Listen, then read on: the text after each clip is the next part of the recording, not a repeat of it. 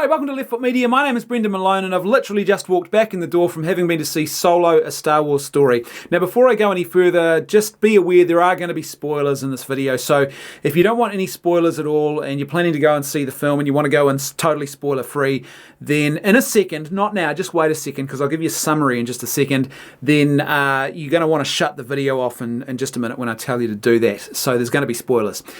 Before you go though, if you don't want any spoilers and you're looking for a basic summary from me, I would say this. Unless you have some pressing, burning desire or some urgent need to go and see this film this weekend, opening weekend, or you're wondering to yourself, should I go opening weekend or should I wait? I would say don't spend your money on opening weekend on this film. I don't think it's worth it. And I don't think Disney deserves your money for this particular movie. If you can wait until this film comes out on home theatre release, then I would say wait for that. And to me, this is kind of a sad day because this is the first time I've been to see a Star Wars film where I got to the end of it and I realised there was no reason there was no need to go and see this film on the big screen. This is the first time, and I never thought I would hear myself saying this, but there's nothing that is so visually spectacular or important about this movie that you need to see it on the big screen. Nothing will be lost if you wait for this movie to come out on home release, and I think that's not a good thing at all. So if you've got no burning desire and you don't need to go this weekend, no other commitments next weekend, or you can wait even several months, don't spend your money on this film. Right, that's the end of the spoiler-free stuff. I'm going to get into spoilers from here on out, so you have been warned. Before I get into the stuff and the reasons why I think this film is not that great, let me point out some of the things that I thought were good or interesting about this film. The naming of Han Solo was a cool little moment. I thought it's a clever little way of doing things. L337 becoming part of the Millennium Falcon. That was a cool little moment. Emphas Nest is actually an interesting character, her little band of outlaws, her little band of rebels. Interesting. Underdeveloped, I think really, unfortunately, very underdeveloped and underutilized in this story, but still interesting nonetheless. The concept is interesting. And here's the big thing. Alden Ehrenreich as Han Solo, he's great. There was no problem with his acting whatsoever. In fact, he does a pretty good job of it. This movie would have been even worse if he had failed in his job, but no, despite all the hype. And don't listen to anyone who tells you, oh, this is really a Lando or Pando Calrissian movie, as I'm calling him now. This is not a Pando Calrissian movie. This is not a Chewbacca movie, as some have tried to say. Those characters, they are secondary characters, and Han Solo is the main character. This is his film. And Alden Ehrenreich does a more than competent job of actually acting and portraying Han Solo in a good way. Now the stuff that's not so good. The problem with this film is that it's the characters are flat, the story is flat, and there's lots of predictability about it. And it never has that sort of big dramatic tension, that captivating element that a Star Wars film should have. Effectively, I would say, this is a movie that lacks heart and it lacks soul. It's a Star Wars film and it's the first one I've ever seen like this, where they're just phoning it in. It is literally paint by numbers Star Wars, and that's the big problem. There's no heart, there's no soul, there's nothing to invest you in a major way about this film. This is literally the kind of movie that you might put on a rainy Saturday afternoon if you're not sure what else to watch. Or it's the kind of movie that you might chuck on the treadmill if you've got a screen on the gym and a treadmill and you're sort of just trying to pass the time and you don't want to be looking at a blank wall. Unfortunately, that's about the extent of it. The film starts slowly. I think probably too slow for a Star Wars film. There's a bit of an action sequence through the middle, some action sequences through the middle, and then we end slowly. We sort of end on this anticlimactic downward slope. It's sort of tonally is a little bit confused in places. It's weird. It's hard to explain. This sort of feels like almost like a subplot that could have been part of a Star Wars movie. It's just like there's not quite enough there that's fleshed out for it to sort of justify itself and to stand alone in a really strong kind of way as a film. There's no real substantial villain in this film. First time in a Star Wars movie where there's just no villain. The villainy is noticeably absent. Paul Bettany, he's great in the role that he plays when he's on screen, but there are some weird decisions, perhaps writing ones and perhaps the way that character is portrayed. For example, the setup scene with Paul Bettany's character, it's kind of weird tonally. It's like there's this weird sort of comedic vibe and this sort of ham-fisted comedic falling over each other, trying to prompt each other with the right answers in the discussion of the setup for this film. Yet Paul Bettany's supposed to be this menacing evil villain that they're all afraid of, and it just doesn't fit. It's kind of weird. That whole sequence was weird. So Paul Bettany is supposed to be the villain, but he is largely absent from this. Chewbacca's arc. Chewbacca goes from the beginning of the film being this monster hidden away in a pit that they feed, the Imperial Guards feed other prisoners to for sport. And he goes from being that to being Han Solo's best mate and a sort of humanitarian activist, anti-slavery activist, just far too quickly. The character arc for Chewbacca I thought was just awful. It was like, how do we get the old Chewie that we all know and love, how do we get him back into this movie as quick as we can? And they start with the scene where you have this really terrifying, or what's supposed to be really terrifying version of Chewie, and then very quickly he's back into old Chewie mode. So the character arc for him I thought was awful. The character Val, played by Thandie Newton, why did she sacrifice herself on that bridge, that rail bridge? That doesn't make any sense at all. She is a cynical criminal who is engaged in a criminal heist, and she commits an act of heroic self-sacrifice. Why? There's no real reason for her to be doing that. It's one of the unearned moments. I'm going to be talking about unearned moments in just a second, but it's one of the unearned moments that really sticks out, and you go, I'm watching this unfold on the screen and I'm going, this doesn't really make a lot of sense. We don't really know a lot about this character, so this moment that should have a bit more emotional impact doesn't really have much emotional impact. And secondly, have the screenwriters forgotten that she's a criminal engaged in the act of stealing stuff? Why is she now this altruistic hero who is sacrificing herself for the good of the others, like she's part of some important cause to save the galaxy, when she's not? That really, really stuck out. Why is Beckett, played by Woody Harrelson, why is he instructing Han Solo to be cynical and not to trust anyone when his own actions previous to that show that he doesn't even believe that himself? So, for example, he's in a relationship with the character of Val, Thandie Newton. They have this intimate romantic relationship, and clearly there's a powerful emotional bond, which obviously powerful emotional bonds are built on trust between the two of them. Not only that, but he takes Han Solo and Chewie into his crew after having only just met them very, very briefly. This is not a guy who has trust issues, yet this is supposed to be a guy who has trust issues. It's just the writing of that character was just kind of odd. He's not memorable either. This was the thing. This character, I think, is supposed to be, and I'm saying I think because the writing's not that strong around this character, but I'm assuming that the character of Beckett was supposed to be like the father figure to Han Solo, who teaches him to become a cynical person who doesn't trust people. And if that's what you want him to be, great. That's an interesting idea, and I think probably a good piece of character development for Han Solo, but it's not executed well. And so he doesn't feel like a cynical father figure who has taught him to be untrustworthy, and there's no major moment of bonding between the two of them. Literally, the character of Beckett is like a means to an end for Han Solo. He's not like a father figure. He kind of is in some ways, but in other ways, the whole time Han Solo is only on the job and only with these guys, not in a family context, or not because he's got no one else to rely on, but because he needs to get some money so he can get back home. That's the extent of the connection between the two of them. So I thought that was weird. And while we're talking about Han Solo, why is he so hopeful and so altruistic? This is not the Han Solo that we see in A New Hope. This is the Han Solo we see at the end of Return of the Jedi. He's hopeful, he's altruistic, he's willing to give himself for the sake of others.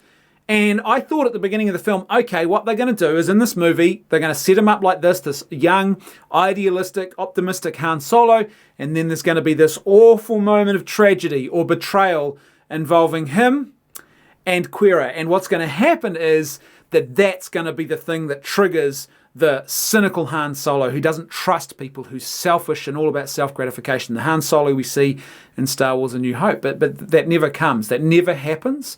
That payoff never happens.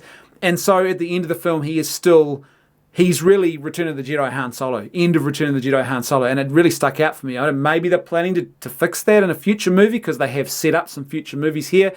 But it just didn't feel right for this film. I thought this film was the one where there should have been that big moment where his character shifts from being optimistic to being cynical. It doesn't happen. Just doesn't happen in this film. The Kessel Run was pretty flat. There's not much more to say about that. The Kessel Run is built up, and what looks, I think in the trailers, it looks impressive about the Kessel Run. It's not really there in the film. It's just like, oh, no, that was the Kessel Run. And it kind of doesn't make much sense either. Like, the whole thing about the Kessel Run in A New Hope was this was the ship that did the Kessel Run in a really speedy kind of way. But in this film, the reason it's fast in doing the Kessel Run is because they take a shortcut. And so it's kind of like, well, why does that matter then? It's, a ship that takes a shortcut will get there faster. Wow, who would have thought it? It's not an impressive feat. It's like someone saying, well, I ran that race and I managed to beat the record fastest time. And the way I beat the record fastest time was I didn't actually follow the track. I cut across the track halfway through. And it's like, that's not impressive. So the Kessel Run was just flat. L337 is frustrating. L337 looks promising in the trailer, but L337 is a frustrating and I think largely forgettable, at times annoying droid character in Star Wars. There's this weird thing about droid rights. It's a big part of her character. All the droids are enslaved. It's like, what is this doing in here? This is Isaac Asimov type story writing or mythology about robots. This is not the Star Wars mythology about the droids. So that was the first thing.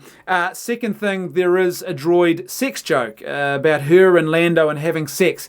And not just that joke, but none of the jokes, the L337 jokes, that none of them landed. I'm in a theatre with other people and I couldn't hear a single person laughing when those jokes were delivered. They just didn't work. It's not like it's bad humour, like what we saw in The Last Jedi, where it was totally inappropriate and out of context to a Star Wars film.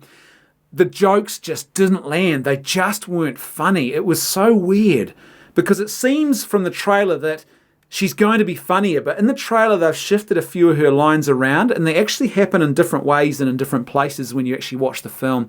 And so as a result, they just don't land as well. Basically, I would say that L337 is a bit of a bad knockoff of K2SO from Rogue One. K2SO is a far more compelling new droid character than what L337 is. It feels like what they did was they looked at K2SO and they said, wow, that was quite a popular little droid character, a new addition to the Star Wars universe. It worked really well in Rogue One. Let's create our own version of that. And the problem is that L337 is an inferior knockoff, and it just didn't really work. One big thing I really noticed about this film was the music. I've said this before and I'll say it again. Star Wars is about the music. The music, the scoring of Star Wars, it really matters. It is an essential storytelling component of Star Wars, and this film fails on that front. The only moments where there's little breakthrough moments with the musical scoring is when they rely on themes that have been lifted straight out of the original trilogy. There's one particular theme that they take and use in the Kessel Run, and it was great, and it worked well. But other than that, these are very brief moments. The soundtrack is flat. There is nothing memorable about this soundtrack. Again, this is kind of like The Last Jedi. And this is not good for Star Wars, because this is part of the sort of an essential component or an essential part of the storytelling matrix that is Star Wars. The music, the scoring is essential, and there is nothing really memorable about the score for this film. And the last thing I'll say before I get into a couple of little technical issues that sort of, I guess, minor technical things is, why is Darth Maul in this movie? It's not so much that Darth Maul is in this movie, it's the fact that they've stuck Darth Maul in this movie in such a way. Again, this just feels so tonally inconsistent to what the rest of the film was. This was a heist film, and then all of a sudden we've got this sort of Marvel setup moment for another film and another whole entire big plot that's going on, as if we're involved in one of the actual trilogy films and there's nefarious forces at work governing everything behind the scenes. Well, that's not what this movie was. And it's so strange to insert that concept and to insert Darth Maul at the end of this film. It just felt like this was not where this story should have gone. It felt like it didn't really belong in this type of Star Wars story. It was just a weird choice. Now, a couple of the technical things, and these maybe are minor, I don't know whether it was the cinema that I was in or what, but there were audio and there were lighting issues for me. Firstly, for big chunks of this film, particularly the indoor sequences, a lot of them felt like they were badly lit. It just felt too dark in places. And I don't know why that was. Initially, I thought, oh, maybe there's something to do with the projector or the screen in this movie theater that's causing the problem. But then once they got to outdoor sequences, all of a sudden it came right. So I don't know what it was, but some of those scenes, yes, as some have rightly pointed out, this is one of the more sort of grittier and grimier portrayals of the Star Wars world, and that's a good thing. But it was also a very dark one, I mean, lighting-wise. And it was frustrating because you're trying to focus in on things and it just feels a little bit like you're watching it with not enough lighting. And I don't know whether that was what the director was going for or whether this particular cut of the movie that I was watching in the theatre was problematic. And some of the audio as well, the dialogue was just, it just felt like, I don't know, whether there's an ADR issue or it needed ADRing and they didn't have any. But some of the lines, you're sort of having to do a double take and go, what did he say? What did he say? Most of it was fine, but there were sort of moments where it just felt a little bit rushed and a little bit muddy on the audio side of things. The other thing I'd say is the opening credit crawl. This is a film that needed an opening credit crawl. The moment that Disney announced that they were not going to do opening crawls on the independent Star Wars story movies, I thought to myself, why? Like, seriously, why? Because Star Wars, the opening credit crawl is sort of like one of the Star Wars icons. It's the mainstay of a Star Wars film. This is how you know you're watching a Star Wars story. So why get rid of it? And I guess it seemed the only reason they got rid of it was probably because of Rogue One. They didn't feel they could write a credit crawl. They didn't feel it was necessary for Rogue One because we knew enough of the story around that particular event that they didn't need to do it. And so they locked themselves into not doing a credit crawl for all of their future independent movies. But here's the thing. In this film, they needed a credit crawl. And what we got instead of a credit crawl was we got a credit crawl that was boring. We got some narration subtitles or narration text that appears on the screen at the beginning of the film. You know, a long time ago in a galaxy far, far away. And then instead of going into the movie, we start with narration text. And I was like, I knew it. I knew that this was a bad decision to basically say there's a blanket ruling that we're not going to have any more credit crawls. This film really should have had a credit crawl. I think all of them should have credit crawls because that was one of the sort of hallmarks of Star Wars and it really would have made the difference. So, in summation, why do I think that you shouldn't spend your money on this film unless you have some real burning desire to see it? Why do I think that this is not a film that you need to go and see in the cinemas? Why do I think that this is not a great piece of Star Wars filmmaking? Well, as I've said, this is just flat. Flat characters, a flat story. This is not Guardians of the Galaxy at all. There are some vague comparisons to Guardians of the Galaxy, right? So some reviewers have been saying, this is like Guardians of the Galaxy. I saw one that said, this is like Guardians of the Galaxy meets Dune. I'm like, oh man, you are really mining for the tiniest of details to try and make that comparison. Because this is not like Guardians of the Galaxy at all. This is a heist movie, but it's a heist movie without the tension, without the thrills, without the intrigue. It's that aspect of it is just missing. It's like a group of people going through the motions and there's no dramatic tension to what's happening. And it was so frustrating. It's full of unearned moments, as I said, where there should have been either a big dramatic tension in the moment that's happening on screen or there should have been some drama. It should have emotionally just grabbed us in some way. Even a little way, it should have grabbed us. A classic example of this, I've already mentioned the death of Val, the character played by Thandie Newton, but one example of this was the death of L337. That moment was played as this big, dramatic heart of the film, like someone literally having their heart ripped out. But it was totally unearned. And so I'm sitting there and I could see the rest of the audience. No one's really reacting to this the way that you should, or what the way you're supposed to when a character who actually is a meaningful character in a story dies, right? This character was frustrating and was underdeveloped. It was an annoying character who didn't really land particularly well and was underdeveloped, and then they give the character a big, dramatic, meaningful death, but they're underdeveloped. So there's no drama, there's no tension, there's no emotion in what you're seeing. And there were several moments like that where they haven't developed things properly, like Enfys Nest, or whether they have, it's just too predictable, so the dramatic tension is gone because you're watching and you're going, oh yeah, I know what he's going to do or she's going to do, or I know what's coming next. Some of the stuff really was badly telegraphed. It was kind of blatantly obvious where these things were going to end up. And another problem this film had was it had the prequel virus. And the prequel virus is where you start fixating on things that don't really matter as if they do matter, as if they're meaningful when really they're not. And effectively, you're sort of just inserting this weird sort of version of fan service, which is not focused on what's important. It's focused on the superficial stuff that doesn't really mean anything. One classic example of this was Lando's capes. Yeah, Lando wears a cape in the original trilogy. You know, he's a character wearing a cape. But in this film, it's like, yeah, that's Lando. He's the guy who is obsessed with capes. He's got a whole wardrobe full of capes. And then there's a moment where they use one of his capes to put out a fire on the Millennium Falcon. And he's like, oh, that's my cape. It's my cape. And it's like, what? This is not Lando. Why is Lando now obsessed with capes?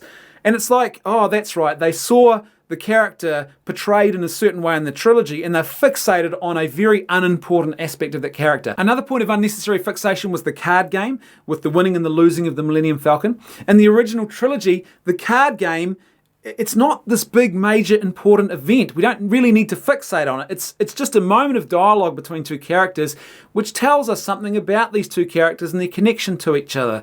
But in this film, it was like they sort of laboured the point. In fact, they laboured the point so much that they go back in a very anticlimactic way, I think, and they end the film with a second version of the card game.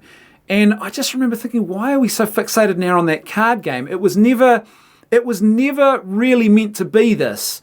These things were minor. This is prequel fever, where you fixate on things that aren't really essential things and you try and turn them into something more than what they actually are. And instead of actually telling and focusing in on a big, important story and interesting characters, you fixate on these little bits of fan service. And that's ultimately one of the big problems with this film. There's plenty of moments you can point to of fan service, but there's not enough actual substance around character building, around storytelling, the stuff that really matters. And that's why I don't think you should spend a lot of money on this film. It's sad for me to say this, like I said, but to see a Star Wars film that you don't need to see in the theatres, I think that's a sad day. This is, for me, this really does confirm this movie that Star Wars is on a downward slope. This is a Star Wars franchise that is now, thanks to Disney and the choices they're making, and this film really cements that for me, is that this is a film that is on the downward slope. It just lacks the heart and the soul that a Star Wars film should have, right? It's just not there. In fact, I know Uncle Ethan's calling this film Soilo. I'm tempted to call it Solo, as in your Rotten Tomato scores are going to be so low that people are going to need to bend over to actually see them. Look, I guess I don't know what else to say. It's kind of, in some ways, it's just the weirdest thing to see a mediocre Star Wars film. And that's what this is. It's just mediocre. And you can't accuse George Lucas with the prequels of ever being mediocre. He tried new things. He tried different things. He just got the execution wrong. That was the problem. The execution was just so terribly flawed. But he was trying new things, and there was enough interesting new things there that you could never say they were mediocre films. They just weren't good films. This film is just mediocre, and I think that's a worse thing to say about a film than saying, oh, that's a really terrible film where they failed and they had bad ideas that just didn't work. To say that a film is just mediocre and mundane, and this is the first time I've watched a Star Wars film where I've thought I have no interest in actually going to see that film again. I came out of The Last Jedi thinking I probably need to see it again to sort of clarify my thoughts, but I came out of this film thinking I don't need to see it. It's just a mediocre, average, pretty mundane sort of piece of filmmaking, and so that's pretty disappointing, I think. Look, I've said all I'm going to say. Let me know what you think in the comment section below, especially if you've seen the film. I'd love to hear your thoughts. If you like the content I'm creating and you'd like to see more of it, then please support me on Patreon for as little as $1 a month. Otherwise, I'll see you next time on Left Foot Media. Thanks for watching.